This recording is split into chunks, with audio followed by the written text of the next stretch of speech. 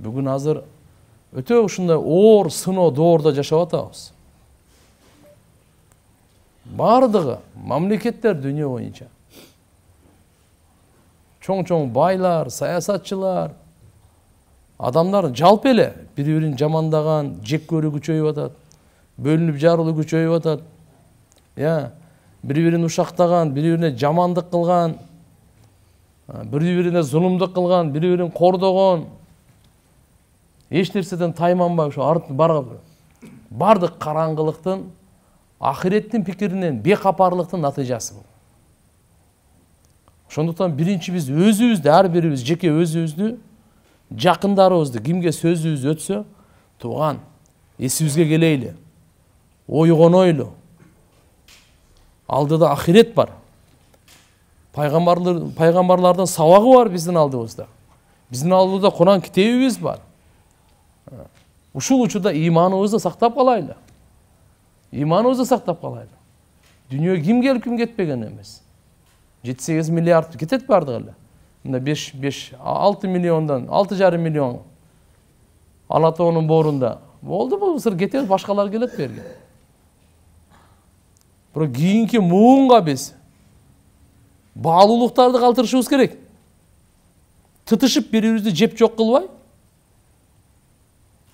баалуулуктарды калтырышыбыз керек.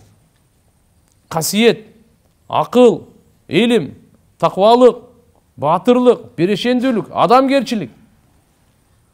Кетебиз бул жерде, эч ким калбайт. Бирок бүгүнкү күндөгү окуяларды, адамдардын сөздөрүн, адамдардын аң сезим, жүрүш-турушуларын, пикирлерин Куранда Алла субханаху ва таала капырлардын бара турган дозогу жайын, бара турган жайы дозок. Алар биздин аят белгилерибизден бекапар, дүйнөдөгү нерселерине бейпил болуп, рахаттанып, жыргал ушул жерде экен бүттү деп ынангандар бүгүн өтө чоң өкүнүч, мусулмандардын абалда ушуга кетти атабыз биз. Бирөө көрсө айта турган болуп калды, буларга ушу бу дүйнөдөн башка пикири жокпу, булардын иши жокпу буну. Булардын ушу дүйнө эле, бунун максаты жашоо ушу элеби булардыкы? Ушу менен эле чектелгенби? Буларга ахирет жашоосу кереги жокпу же булардын пикири жокпу депчи. Бир таң кала турган учур келди. Бири-бирибизге насаат айтып, бири-бирибизге эстетип, бири-бирибизди колубуздан тартып, бири-бирибизге ушундай учур ана ким кылат бизге? Ар ким өзүнүн колунан келишинче кылат, күчүнөн. Пайгамбар саллаллаху алейхи ва саллям сахабаларды ушундай тарбия кылган. Ушундай тарбия кылган. Ушундай тазалаган. Ушундай аларды батыр кылган. Ушундай берешен, ушундай таква. Абу Дарда разияллаху анху. Эмне үчүн сахабалардын мынакей сабагын өтүп атабыз? Сабак алайлы. Ушулардан үлгү алайлы. Пайгамбарыбыздан түздөн түз шакирттери, таалим алгандар. Алардын бири Абу Дарда разияллаху анху мына. Кандай деген бул? Мединада төрөлгөн, ансарлардан болот. Бирок дүйнөдөн Дамаск, Сириядан өткөн, да? Ошол жака хижрат кылып, ошол жактан казы болуп, ошол жерде Куран үйрөтүп, өмүр бою таквалык. Алла Таалам канча өмүр берди, жашады. Бирок ал өлүмдү унутпай жашады. Ахиретке даярданып жашады. Дайыма Алладан коркуп, жүрөгүн тазалап, кир алып келдирбеди жүрөккөчү. Оңдоо, оңолуу, элдештирүү, тазалоо, адамгерчилик, касиетти жандандыруу, айвандыктардан арылуу, ушу менен өмүрүн өткөрдү тазалап. Түбөлүктүү ахирет алдында болчу. Бу дүйнөнүн рахаты, бу дүйнөнүн кыйынчылык, кайгысы ахиреттин алдындагы рахат, кайгынын алдындачы бир тамчыда таксалар. Абу Дарда разияллаху анху өткөнкү сабакта 3-чү осуятын жетпей калдык эле, ушуну айтып берейин. Биринчи осуят ушул болчу. Удкирилла фиссарра ядкурка фиддарра. Алланы эстегин. Курсанчылыкта, бардыкта, ишиң жүрүшүп атканда Алла сени эстейт, кыйынчылыкта, кайгыда, башыңа түшкөн түйшүктө. Wa idha dhakartal mauta, qachon o'liklarni estegенingde, faj'al nafsaka ahadihim. Özüңdü oşulardan birisi qatar eseptep koy. Üçüncüsü uşul bolçu. Wa idha ashrafat nafsuk ala shay min ad-dunya fanzur ila ma yasir. Qachon sen nafsing dünyadagi bir nesege qiziqtirib qo'ya turgan bolsa, ümitlendürtüp, qiziqtirib tarta turgan bolsa dunyoga, anda bunun bar bola turgan natijaсын qarab qo'y deydi. Oşoga nazar sal deydi. Ушул боюнча бүгүн Абдулла ибн Умар радıyallahu anhuma. Бул Умар разıyallahu анхунун баласы. Айтат, Мединада bir жолу пайгамбарыбыз саллаллаху алейхи ва салламга бардым дейт. Атайтун наби саллаллаху алейхи ва саллам ва ашир ашаратин. Onun 10'uncusu болчумун дейт. 10'dун 10'uncusu болчумун. Демек, 10'u барышкан экен. 10 sahaba то есть. Faqama rajul min ansar faqal ya nabiyallah. Ansarlardan biri turdu dağı Allah'ın elçisine gayrılıp, o Allah Teala'nın peygamberı, man akyasun nas ve ahzamun nas. Adamlardan en akıldısı kim? En estüsü kim dedi. Faqal peygamberimiz aytdı, aktaruhum zikran lil maut ve aktaruhum istidadan lil maut. Alardın kimisi gövrök ölümde estese, kimisi gövrök ölümge dayardık görse, ulaika humul akyas. Ulaika al-akyas. Mına uşular akıldılar. Dahabu bi şarafet dünya ve karamatil ahira. Bunlar dünyanın dağı şarapatlılığın, ahiretin keremetini alıp ketdi, bular sıyını alıp ketdi dedi. Bu жерде айтып atkanı, en akıllı insan dep Peygamberimiz kimde айтып atad? En estүү insan, en akıllı, en danışman insan kim? Ölümdü göstep, ölümge көбүрөөк даярдык көргөндү айтып атат. Риваятта келет, Пайгамбар саллаллаху алейхи ва саллям айтат, дүйнөдө эң неmatта жашаган bir kapırlardan, bu dünyada ömründe bir dağı baş oruğan emez, kaygı, kıyınçılık görgen emez, kursak açkan emez.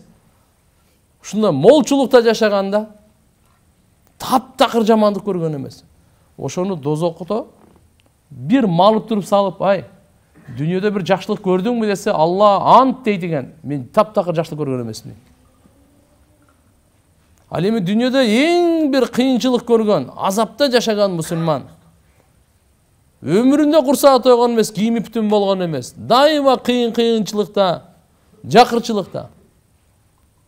Dünyada en oşonday kembagal, oğru, kıyналган, kursağı toygan emez adamды alıp gelip, beyişke bir salıp durup alıp, gayra çıkarıp, bir jamandık gördün mü, kıyınçılık gördün mü dese, жоқ deydigen. Vallahi ya Rab, tap-takır men jamançılık görgen jokмун, kıyınçılık görgen jokмун. Ahiret, dünyanın ahiretke salıştırıp bolbойт турган. Biz ahirette айтпасак, dünya bizde şaytan azgırıp o dünyaga jaman kılat bizde. Biribizди kagıştırıp, biribizдің etibizdi jediret, жөн эле.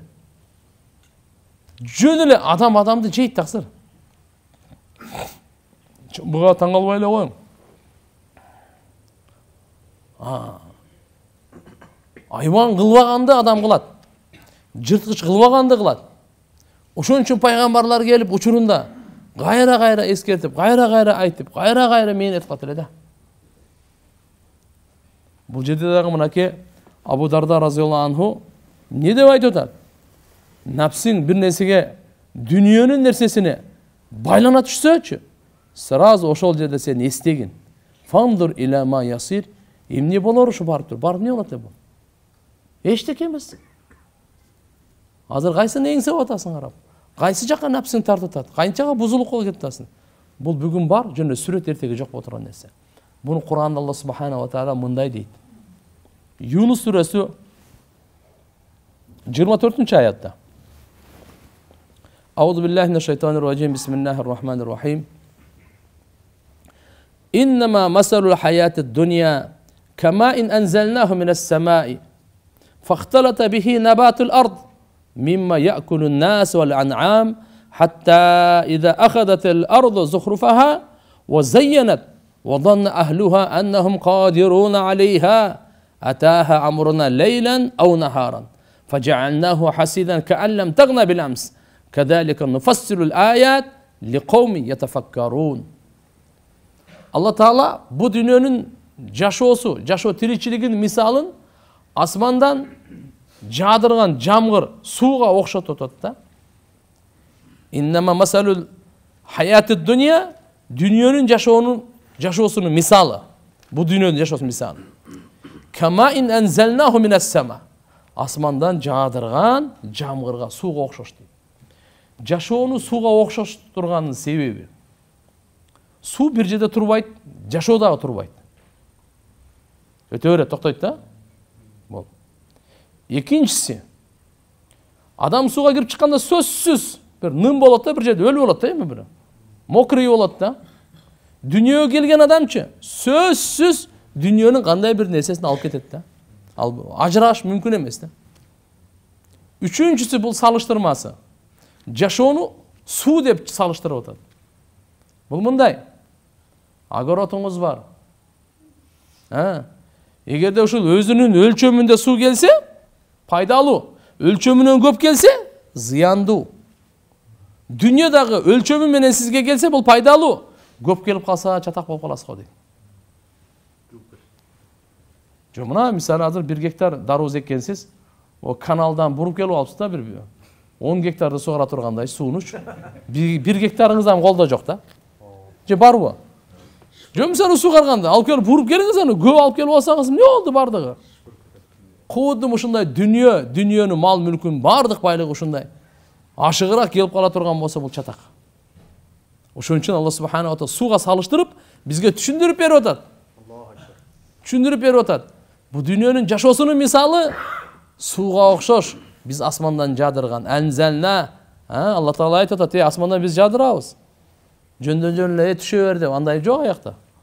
Жамгыр качан жаадырат, канча жаадырат, кардан канча, мөндүрдөн канча, ал өзү билет таксыр. Ал сиздин колуңузда эмес ал.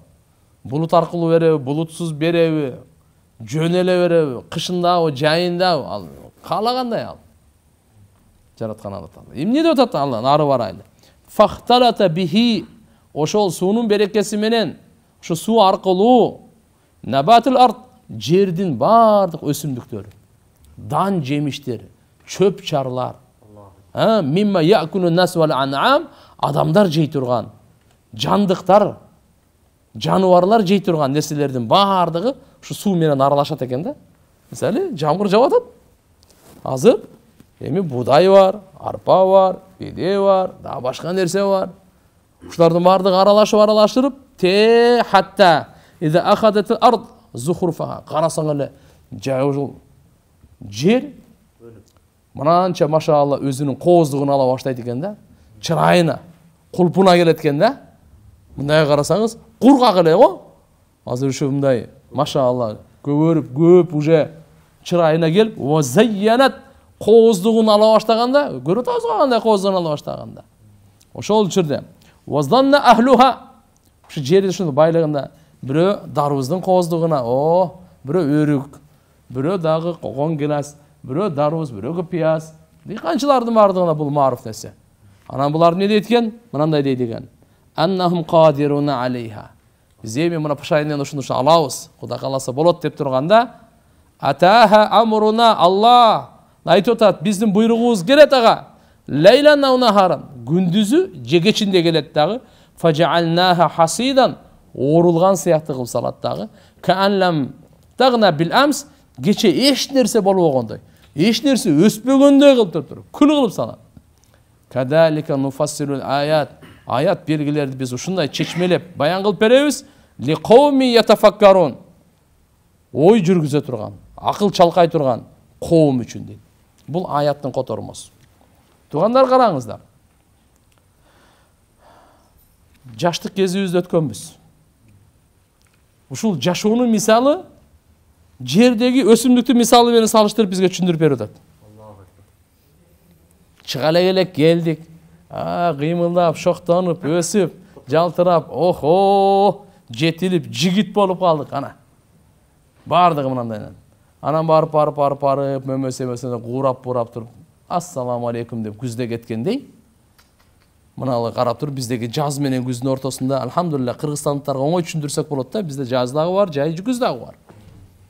Жазда жамгыр келип туруп кандай пышабыз, андан кийин кандай жок болот ошон. Ушундай кылып туруп айтып берип атат да. Жакшылар, бул дегени бул дүйнөгө чиренип калып калба. Алданып калба, дайыма тура бербе. Бул жок болуп кете турган нерсе. Сен ахиретиңди даярдан, ахиретиңди бузба. Ошол жакка пайдалуу иштерди кыл. Пайдалуу иштерди кыл. Албетте, ким бир акыл болсо, акылды каяка иштетиш керек экен? Ахиретке иштетиш керек экен. Акыл, ятафаккарун, ойлоно турганга, ойлонбогондорго аларга баары, аларга эмне керек бар? Куран акылдууларга түшкөн. Ойлоно тургандарга түшкөн.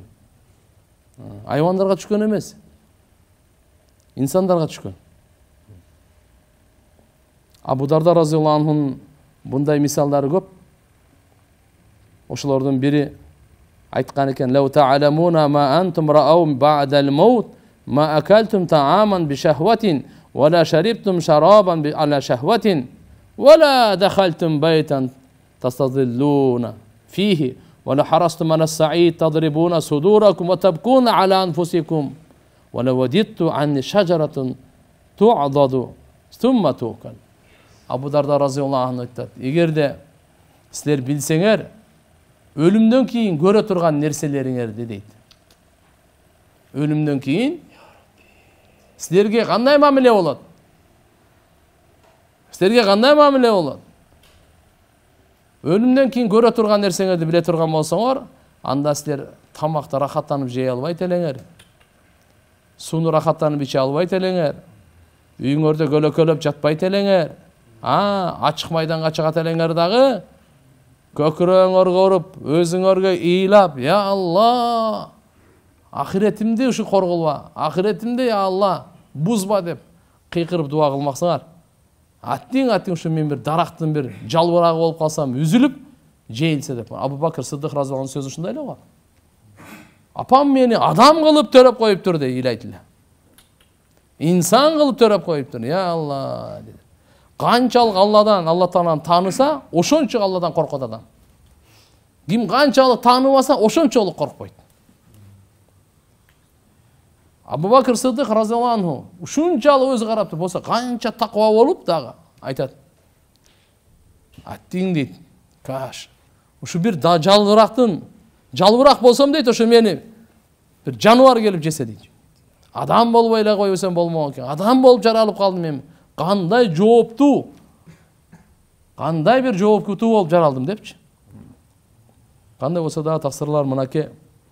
Бир жолу Сирия, Дамаск элине Абу Дарда разыйаллаху анху насаат айтып атып мындай деген экен: "Я ахлал Дамашк, исмау каула ахил лакум насихин." Угуп койгула. Бир тууганыңар, силерге жакшылык каалаган бир тууганыңардын насаатын угуп койгула.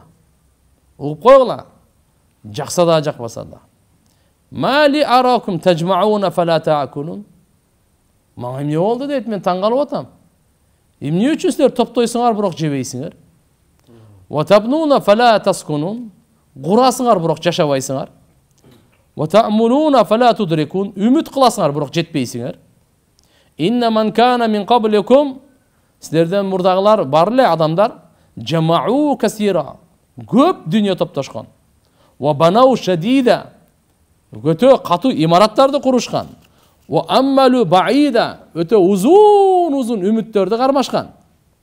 Фа асбаха ма жамау бура. Ва ма аммалу гурура.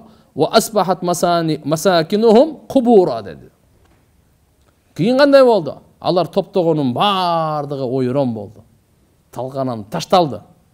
Үмүттөрүнүн бардыгы жөн бир гурур деген бир кыйынсынып менсиңге эле айланган бойдон калып калды. Үмүтү эчтеке ишке жараган жок. Жана үйлөрүнүн бардыгы кабыр болду дейт. Үйлөрүнүн бардыгы кабырга айланды. Мен силерге таң калам дейт. Эмне кылып атасыңар? Каяка кетип атасыңар? Азыр биз туугандар эмне үчүн айтып атабыз? Бардык мына бүгүнкү күндөгү бузукулук дүйнө мансабы үчүн кетип атат да. Акча. Дүйнө үчүн бири-бирин кордоп, сатып, экинчиси мансап. Мансаптын үчүн сөзсүз авторитет, мансап. Ошон үчүн бири-бирин көрө албастыгы, жамандыгы, тияк-биягы бардыгына. Бардыгы. Ошон айтат, андайдын кереги жок дейт. Ал өзүңө өтө чоң оор жүк жүктөп атасың, кыяматта сурак бергенге ылайыктуураак болуп бар. Жооп бере ала турганга. Бул дүйнөдө азыр эч кимге жооп бербейбиз. Эч кимге жооп бербейбиз. Анча-мынча сурап тияктан өмүрүн бардык 24 саатта кылган ишке жооп бере турган күн келет. Кандай болгон бардыгы бул. Эч ким эч кимден кутула албайт аксырда. Абу Дарда разияллаху анху жаназаны көргөндө угду фа инна раихун. Жаназаны көргөндө айтып экен. Эрте менен барла, биз да кечинде барабыз. Ау руху фа инна гадун. Кечинде барла, биз эрте менен барабыз деп. Улуу айтат экен, анан айтат кафа бил маути ваидан. Өзү Хазирет Умар разияллаху анху сөзү болчу. Насаатка өлүм жетишерлик дегенде. Барыбызга насаат керек, мага да керек, сизге да керек. Кулга, бадышага, эркек аял бардына керек насаат. Ошо насаатка өлүм жетиштүү дегенде. Эгерде ошо өлүмдү чыныгы эстей турган болсокчу, биз бири-бирибизге жамандык кылбайт элек. Не только кылбайт элек, кыла албайт элек. Ага дух, күч, жүрөк жетпейт эле ага. Кийинчине бир аз ойлосок, Алла, эртеге өтүп кетпейин депчи. Анда дүйнөнүн түйшүгү, дүйнөнүн коркунучу эмне ага? Бирөөгө жамандык кылган эмне пайдасы бар ага? Жубайр ибн Нуфайр деген Абу Дарда разияллаху анхунун менмин деген шакиртинин бири болот. Мин кибари табиин, улуу табииндердин бири. Айтылынат мындай деп, Пайгамбар саллаллаху алейхи вассалам дорунда исламды кабыл алган, бирок пайгамбарыбыз көргөн эмес дейт да. Сахаба эмес да. Кийин Абу Бакр Сиддик разияллаху анхунун дорунда келген дейт. Булар ошол ал убакта Сирия, Дамаск бул христиандардын колунда болчу. Мусулмандар барып ал жерде жеңип, ээлик кылып, ал жердин эли чачыранды болгондо, тияк-бияктардын бардыгы болгондо жеңиш келди мусулмандарга. Алла Таала иззат берди, айыр берди, сый берди. Мисалы, болду, мусулмандар силердин колуңарда мынакей. Бардыгы сүйүнүп атса, Абу Дарда разияллаху анху ыйлап аткан да. Ыйлап аткан. Ошо сөзү. Мараваху Жубайр ибн Нуфайр рахматуллаху алейхи аннаху ламма футихат Кубрус фатих болгондо, жеңген ээ болгондо ошолор Шамдын чоң мамлекети.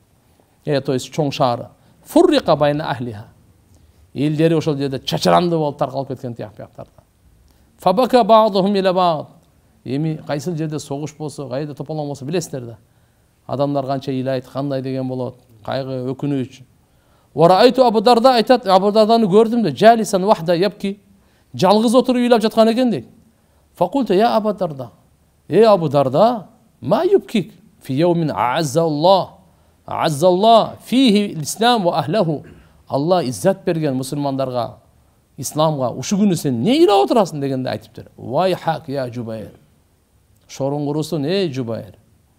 Ма ахванал халq ala Allah idahum taraku amrahu bayna hiya ummatan qahiratun zahiratun lahumul mulk taraku amra Allah fasaru ila ma tara. Алла Тааланын махлуктарын, Алла Таалага бул махлуктарынын ахван деп бир эң жеңили. Качан булар Алланын буйругун таштап койгондочу, таштап койгондо акыбети кандай болорун көрүп туруп мен ыйлап атам. Болбосо булар өтө каардуу, үстөмдүү, күчтүү, мал мүлктүү, ушундай эл эле. Бирок Алланын буйругун таштап койгондон кийин булар азыр натыйжасы тыянак кандай чыкканын өзүң көрүп турасың деп атат да. Бул жерде айтып атат, субханалла, мусулмандар, силердин колуңарга азыр булардын бардык байлык бийлиги колуңарга келип калды. Токто, буга сүйүнбө сен. Карап койгула. Алланын сүннөтү, Алланын жолу. Кыямат күнгө чейин ошондой. Силер дагы эгерде ошолордой болуп бузула турган болсоңор, башыңарга кудум ушундай келип тиет деген сөз. Кудум ушундай эле болду. Христиандар, насаралар, христиандар, мусулмандар бузулгандан кийин экинчи жолу кайра ошол шаарды, ошол мамлекетти, Шамды, Сирияны кайра алышкан да. Бул жерде жараткан Алла субхана ва таала мал мүлк дүнүйөнү берет экен, орун басарлык кылып. Силерден кийинкилер, мурдагылар бизден кетти да. 100 жыл мурдагылар каякта кетти. Алардын жерин, алардын нерселерин барына биз ээ болуп калдык да азырчы. Биз келдик. Биз кетебиз, бизден кийинки муун калат да. Ошондо Алла субхана ва таала Кур'анда айтат, биз силерди орун басарлык, мурунку муунду кетирип, кийинки мына силерди мурунку муундун ордун басарлык кылып коюп атабыз. Эми көрөбүз кандай амал кыласыңар. Кандай амал кыласыңар. Демек бул байлык, бийлик тугандар, бул менменсине турган, кыйынсына турган, кыйын нерсе эмес экен. Бул жоопкерчиликтерди өзүнө камтып алган чоң жүктү көтөрүү экен. Ушунчукча карап туруп, мына жерде иншалла баарыбызга канча мүмкүнчүлүк болсо бул этиятташ керек тугандар.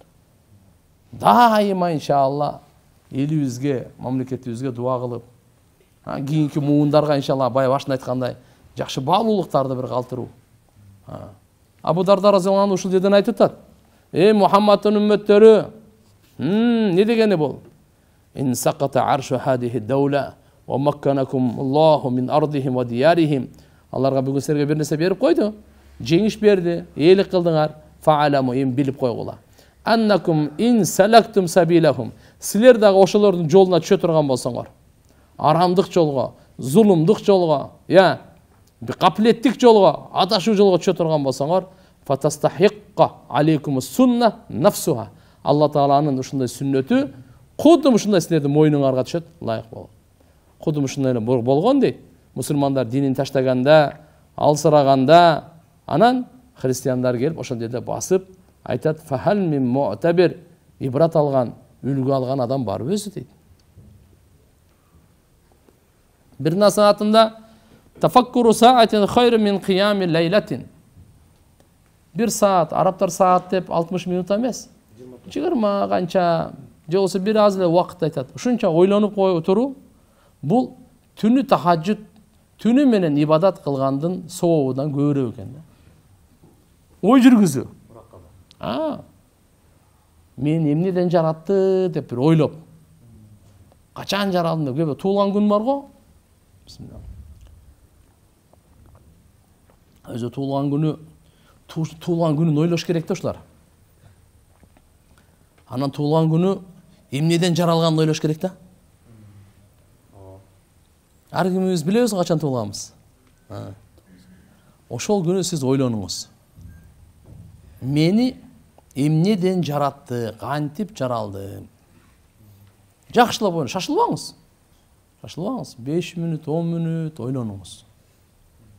5 мүнөт, 10 мүнөт. Эненин ичине кириңиз. Ушул жерде болгонмун. Азыр эсте жок, но болгонмун. Туурабы? Ошол жерде болгонмун.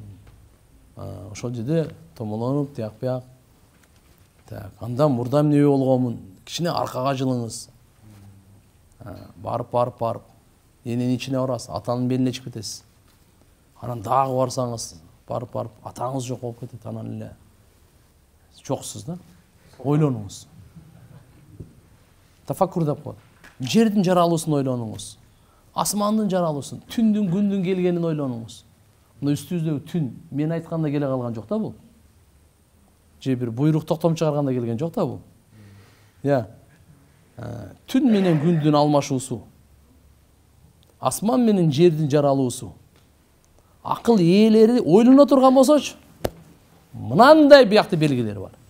Инна фи халқис самавати вал ард ва ихтилафил лейли ван нахар ла аятин лиулил албаб الذين يذكرون الله قياما وقعودا وعلى جنوبهم ويتفكرون في خلق السماوات والأرض ربنا ما خلقت هذا باطلا Subhanaka faqina azaban nar. Алла субхана экөөнү бир кылып атат. Алланы эстөө жана жаратылышка ой жүргүзүү. Бул ушундай улуу ибадат, жаратылышка ой жүргүзүү. Өзүңдүн жаралуундан тартып, ааламдын жаралуусуна ой жүргүз. Балаңдын жаралуусуна ой жүргүз. Кызыңдын жаралуусуна ой жүргүз. Өзүңдүн жаралууңа ой жүргүз. Ата-энеңдин жаралуусуна ой жүргүз. Андан кийин эми бул жерге, асманга. Алла субхана ва таала Кур'анда айтып атат. Акыл ээлерине гана. Акылы жокторго алар менен сөз жок дейт. Аларга бул жерде сөз жок ал. Алар башка кабинетке барсын. Алар башка жерге барсындар. Ким ошо акыл чалгай тургандар, ой жүргүзө тургандар, пикир кыла тургандар, ошолор келсин, биз ошолорго айтабыз дейт Алла субхана ва таала. Не деп? Инна фи халқис самавати вал ард. Асман менен, асмандар менен, жердин жаралуусунда. Вахтилафил лейл ван нахар. Күндүз менен. Бу түндүн келүүсү бирин аркасынан бири. Өзгөрүлбөй, кагышпай, кечикпей, өз учурунда келип аткан. Акыл ээлерине. Вахтилафил лейл ван нахар ла аятин ли улил албаб. Улил албаб деген акыл ээлер. Люб деп коет, мен айтып коет. Мээси барларга, акылы барларга. Ошолорго белгилери бар. Алар кимдер? Алладина ядкуруна Аллах. Аллар жаратканды эстөөчүлөр. Өмүр берүүчүнү бир эстеп койбойлубу? Көз бергенди бир эстеп койбойлубу? Жүрөктү соктуруп атканды бир эстеп койбойлубу? Кимдин алдына барабыз эртеби кеч? Ошону бир эстеп койбойлубу? Афа хасибтум аннама халакнакум абаса ва аннакум илайна ла туржаун. Не деп күмөн кыласыңар силер? Силерди биз эмне бекер эле, максатсыз эле оюнга жараттык ба? Ошондой деп ойлоп атасыңарбы дейт. Жана силер эмне биздин алдыбызга кайтып келбейсиңерби дейт. Ва аннакум илайна ла юржаун. Ва аннакум илайна. Кандай бул? Силер алдыбызга бир кайтып келбейбиз деп ойлоп атасыңарбы? Жок, барабыз. Бекерде жараткан эмес. Алар кимдер экен? Алладина ядкуруна Аллаха кияма. Туруп дагы Алланы эстеп. Турасыз го? Алланы эстеңиз. Ва кууд. Отуруп Алланы эстеңиз. Жан баштап жатып, азыр немелер бар го, эмне эле? Кафелерде эмне деп коет эле? Кабина. Кабиналарда жан баштап жатып, азыр подушкалардын түрлөрү чыккан го. Бардыгы ошол жерде жатып, жан баштап жатып. Алла таала айтып атат. Кууд, отуруп эстеп. Андан кийин жан баштап жатып алып эстеп. Кандай? Жан баштап. Жатып алып деле. Жатып алып, подушка жатыңыз, путуп алдыңыз, сону жылдыздар бир карап койсузбу? Мына жылдыз караңыз, бул кандай? Аллаху акбар. Булар ким жаратты өзү деп. Ошондойлорго жүрөгүнө Алла субхана ва таала иман берет, хидаяттын иманын берет, марифат берет, акыйкатты берет Алла субхана ва таала. Алладина ядкуруна Аллаха кияма ва куудан ва ала жунубихим ва ятафаккаруна фи халқис самавати вал ард. Алар кандай үч абалды эстейт. Туруп дагы эстейт, отуруп дагы эстейт, жатып алып дагы эстейт. Акылбы? Бул Алланы зикир кылат. Ла илаха иллаллах, Аллага шүгүр кылат, Алланы эстейт. Так. Экинчи иш кандай кылат? Ва ятафаккарун. Тафаккур, пикир кылышат. Бул жерде Абу Дарда разияллаху анху айтып атат. Бир аз пикир кылуу бул түнү бою ибадат кылган, намаз окугандан жакшыраак дейт соо. Бир аз пикир кылып коюу. Жөнөкөй бул ибадат. Некен бул? Пикир кылуу ибадат. Баларны мен бир шейхке жолугуп калдым. Мындай өтүп бараттым эле. Окуу жайыбызда көп жыл болуп калды, бир 20 жылдан өтүп калды. Бир даракка баларылар көп келип калыптыр да. Мындай оны жакшы тааныйм, машалла биз урмат сый бар эле, улуу менен бир 10-15 жаш улуу киши болчу. Мынтип өтүп баратсам көзүнөн жаш агып атат да. Бул эмне кыйлап атат? Дагы жакыныраак бардым мен. Киши көп болчу. Мындай карасам, ошо дарактын түбүндө эле баларыны көрүп тафаккур кылып атыптыр да. Я Алла, кандай буну жараттың? Бул кандай кыймылдап атат? Я Алла деп. Сен кудуретиңди кара, жаратуучуңду кара деп. Уча турган, чага турган, бал топтой турган. Кандай дедиңер, Шипа бере турган. Керемет. Кана ойлоно турган адам барбы? Чигидин. Жана биздеги бабочка бар го. Көпөлөк. Караңыз көпөлөктөрдү карап турат. Аллаху акбар, ушунун бир сүрөтчүсү барды деп ойлойсуң да. Кантип эле бул оң канатында 5 точка, сол канатында да 5 точка.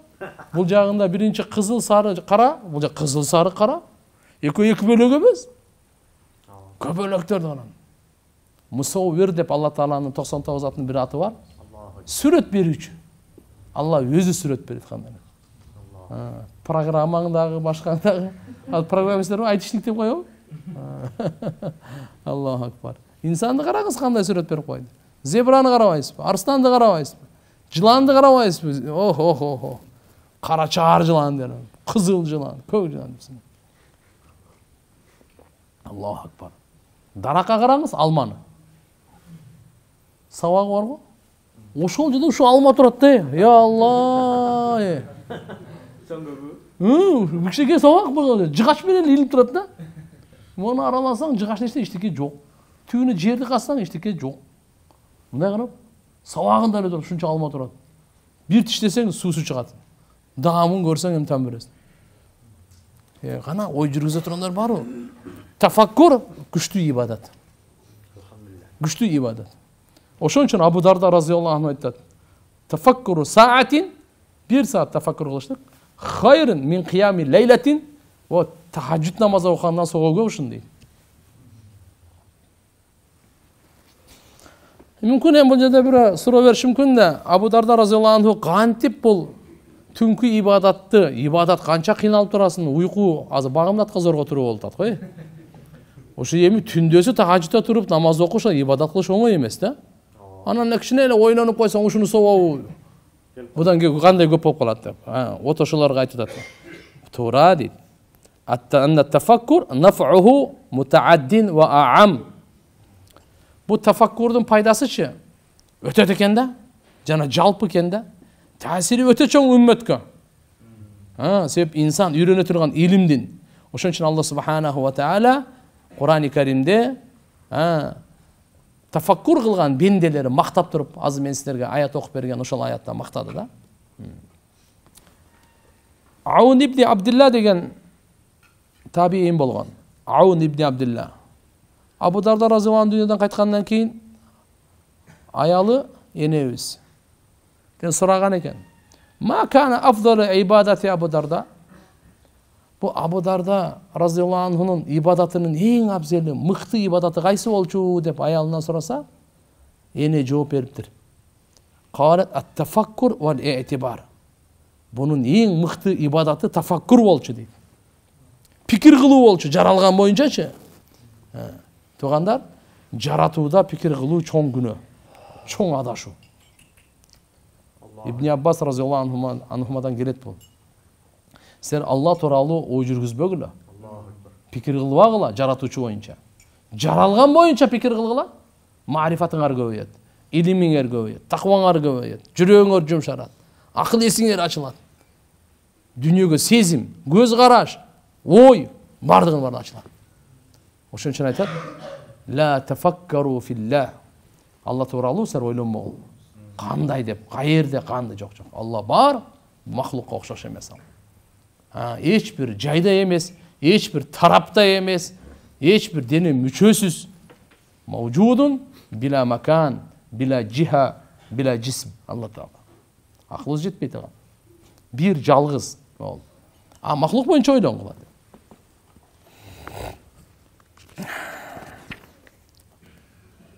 Абу Дарда разыяллаху анху айтат да: эртеге кыямат күнү мен корко тургандарымдан эң коркунучтусын айтып берейинби силерге дейт. Неден корком дейт. Жүрөктөгү нерсени айтайын дейт.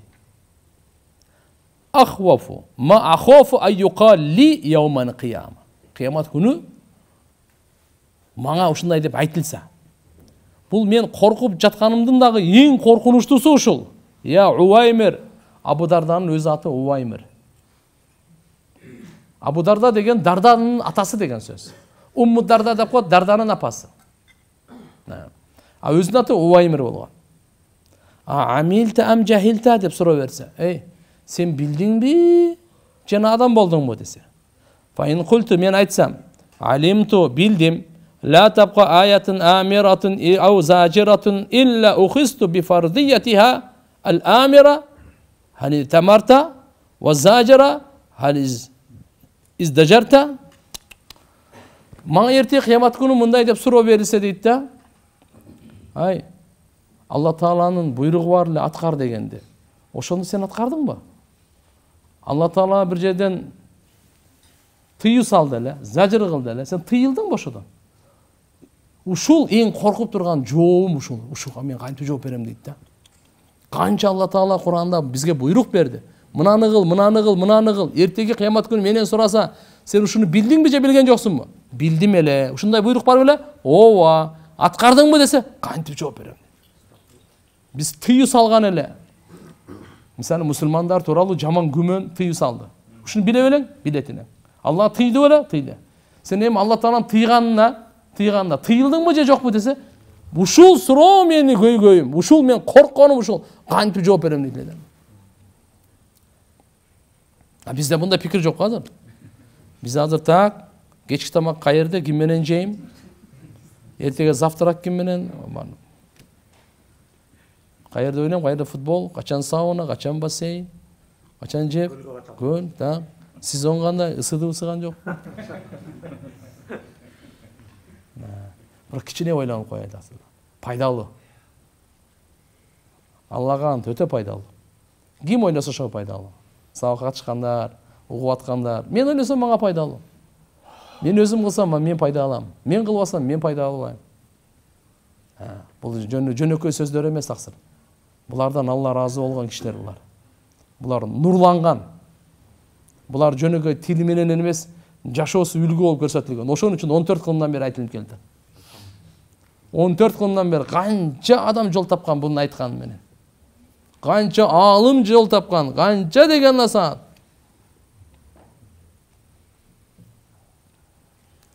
Allah.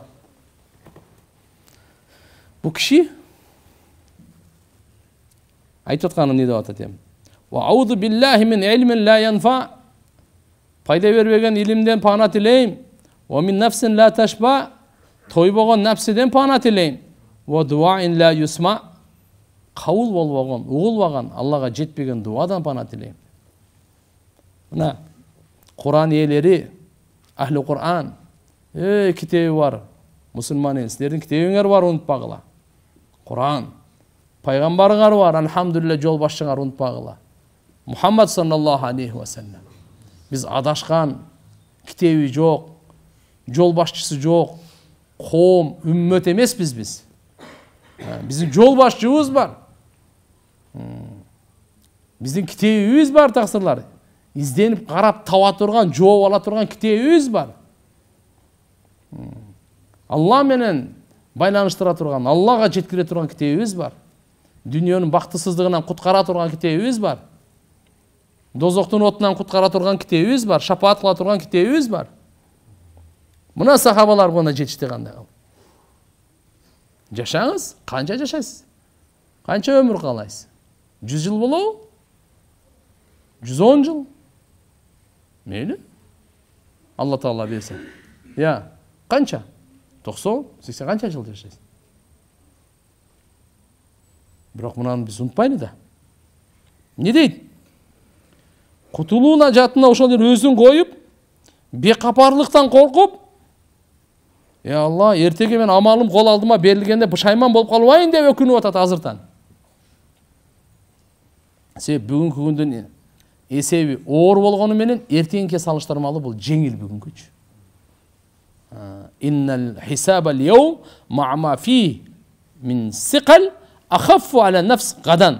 Эртеге бул жеңил де таксыр бул. Хасан Басри рахматуллахи алейхи айткан экен: "Innal mu'min qawwamun ala nafsi." Момун адам өзүн дайыма бекем, көзөмөлдөп алып жүрөт дейт экен да. Момун адам өзүнө эмне экени? Көзөмөлдөп жүрөт экен, өзүн карап жүрөт экен. Qawwamun ala nafsi.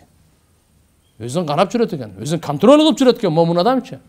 Токто мен эмне жеп атам, ким менен сүйлөшүп атам, эмнени сүйлөп атам, каяка кетип атам мен? Бир кеттик десе кете берейинби мен? Уурулукка, арамга, жо токто. Мен өзім қармап жүрем мен аны. Иә. Дозаққа кетті. Жоқ. Юхасибу нафсаху лилла. Өзін есептеп жүреді дейді момын адам. Алла Таала үшін есептеп жүреді. Ва иннама хаффал хисаб яумал қияма ала қаумин хасабу анфусахум фид дуния. Қиямат күні есеп жеңіл болады кімге? Кім бұл дүниеде өзін есептеген болса. Ва иннама шаққал хисаб яумал қияма ала қаумин ахаду хадал амр ала ғайри мухасаба. Ерте қиямат күні есеп кімге ор болады? Кім бұл дүниеде өзін есептебесе. Эми ыктыяр сизде жана менде. Эртеге кыямат күнү эсебим жеңил болсун десек, бүгүн эсептешип алайлы. Эртеге кыямат күнү мага эмне болсо ошо болсун десең, анда оор болсун десең, бул дүйнөдө эсептебей эле кой. Бул дүйнөдө эсептегенге кыямат күнү эсеби жеңил болот. Бул дүйнөдө ким эсептебесе, кыямат күнү эсеби оор болот.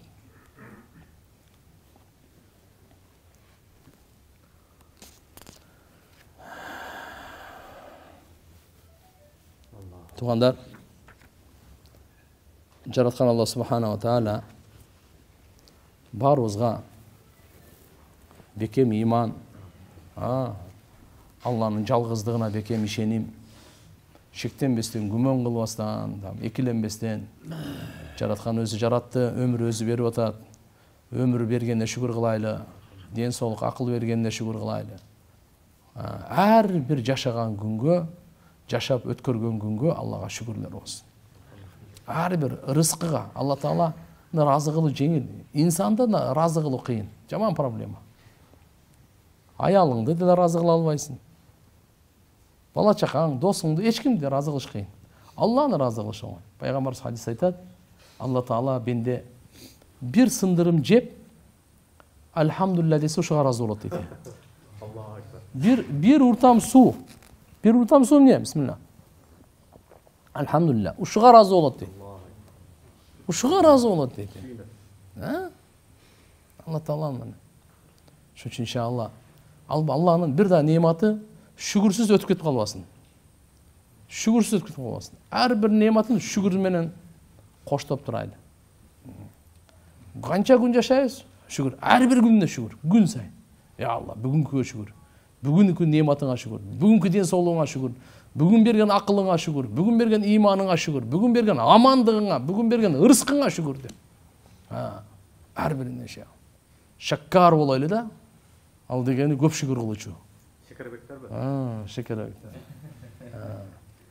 Rabbi ja'alni laka shakkaran deydi. Dua var. Peygamber sallallahu aleyhi ve sellem dua öğretken buraya. Dakkaran деп. Өзүңдү көп эстеген, өзүңө көп шүгүр кылгандардан кылчы мени депчи. Биз дуа кылышыбыз керек экен Алладан сурапчы. Я Алла, мени өзүңө көп шүгүр кылуучулардан кыл. Мени өзүңдү көп эстей тургандардан кыл. Өзүң митуан, өзүңө көп итаат кыла тургандардан кыл. Кемчиликтерим кечире бер. Я Алла, я Алла. Аракет кылабыз иншалла. Үмметтин иншалла багытын, көз карашын айтайлы, дейли антисек болбойт таксырлар. Пайгамбарлардын иши бул. Ахиреттин пикириңи, ахиретти айтпасак болбойт таксырлар. Ансыз маселе чечилбейт. Болбосо биз нафсиге туруштук бере албайбыз. Бунсуз нафсиге туруштук. Нафс таксыр мындай да. Ал күнөөгө туруштук бере албайбыз да. Жамандыкка кете беребиз. Ушу гана бизди токтотот булчу. Ушу гана токтотот. Адамдын жаралуусу назик го. Алла Таала билет го. Ошон үчүн Алла Таала мынаны эстегиле, мынаны кылла, мынадан сактангыла деп барын айтып койду да. Алла Таала мына мээримдүү. Инсан алсыз. Алла күчтүү. Инсан даже өзүнүн жанына деле зомду кылса деле мейли дей берет да.